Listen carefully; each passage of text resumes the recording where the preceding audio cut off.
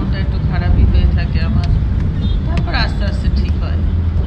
যাই হোক, বাইরেটা দেখতে পাচ্ছ, কোনো কোনো জায়গায় আবার বৃষ্টিটা একদম 2-4 ফোঁটা করে পড়ছে, আবার যত এগোচ্ছি দেখলাম ভালো বৃষ্টিটা নেমেছে। আমি গাড়ির ভেতর থেকে মোছার চেষ্টা করছিলাম, বাইরেটা তো ঝাপসা হয়ে যাচ্ছিল আমার বৃষ্টির জন্য। যাই হোক, দেখতে দেখতে পৌঁছে গেছি, খুব একটা ট্রাফিকে পড়িনি। তো হাতে যেহেতু অনেকটা সময় ছিল, তার জন্য ভাবলাম যে একটু আগে চা কফি যা পাবো আগে খেয়ে নেব। আজকে ঢুকতে ঢুকতেই আমি আগে উড়ান যাত্রী কাফে থেকে একটু চা নিয়ে নিলাম। পৌঁছে গেছি, ভালোই করেছে। এবার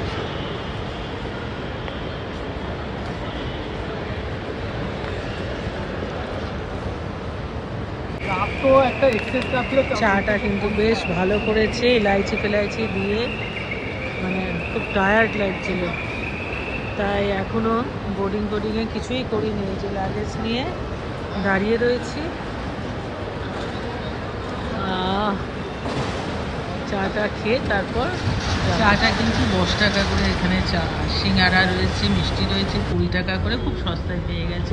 যাই হোক, সিকিউরিটি চেকিংয়ের আগে কিন্তু এই স্টলটা রয়েছে। বাইরেটা দেখতে পাচ্ছ প্রচণ্ড একেবারে মেঘলা করে, মানে মেঘলা কি বৃষ্টি হচ্ছে রীতিমতো, তো বেশ ভালোও লাগছিল। আর আমার ফ্লাইটটা অনেকটা ডিলে হয়ে গেছে, প্রায় 1 ঘন্টার উপর। আমার খিদেও পেয়ে গেছিলো, সেরকমভাবে কিছু আর খাবার সাথে নিয়ে আসতে পারিনি। তো একটু খুঁজে খুঁজে দেখলাম খুব কম সময়ের মধ্যে কি পাওয়া যায়, দেখতে পেলাম ওয়াও মোমো রয়েছে, একটু মোমো প্যাক করে এখন আমি উঠে পড়বো। কালো করে এসেছে, জানি না, এমনি 1 ঘন্টা ডিলে হয়ে গেছে, এরপর কি হবে। আমরা এখন ফ্লাইটে উঠছি। চলো, তোমাদের সাথে আবার পরে দেখা হবে গুয়াহাটিতে গিয়ে। আমি একটু মোমো টোমো এসব একটু খাবার নিয়ে নিয়েছি। এই দেখো পেছনের ওয়েদারটা,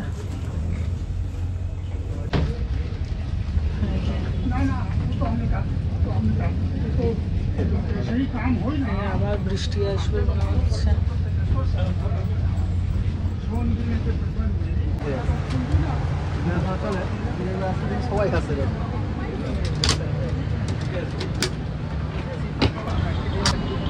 নিজের জায়গায় বসে পড়েছি, আর লাকিলি আমার মাঝখানে সিটটা খালি ছিল।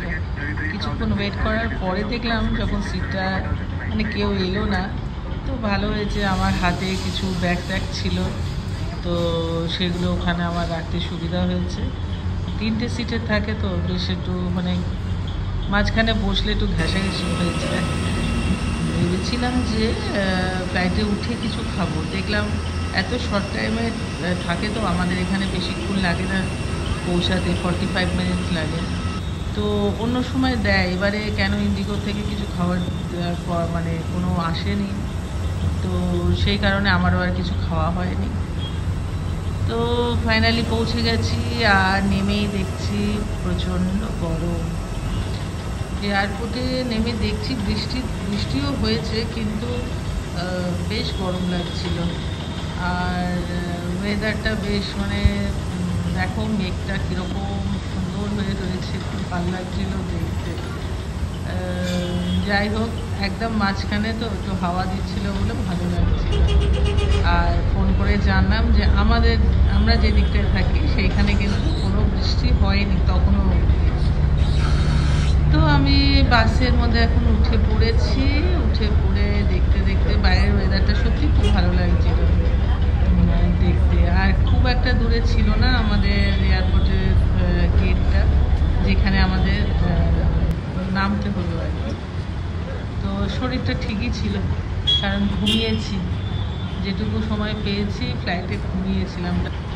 লাগেজটা নিয়ে কালেক্ট করে এখন আমি একদম বাইরে বেরিয়ে পড়েছি, ওয়েট করছি আমার ড্রাইভার দাদার জন্য। এখানে তো প্রচুর গরম, বৃষ্টি হয়নি নাকি? বৃষ্টি হয়েছে তো এখানে, আমার ওখানে না। বৃষ্টি হয়েছে? এখানে আসে বৃষ্টি, আমার ওখানে নাই। ও আমাদের দিকটাই নেই। আচ্ছা এখানে এখানে তো হয়েছে, যে গরম হয়েছে একদম এসি ঠিক করতে লাগে। কথা বলতে বলতে ব্রহ্মপুত্রের পাশ দিয়ে এখন আমরা যাচ্ছি, আর কিছুক্ষণের মধ্যেই পৌঁছে যাব।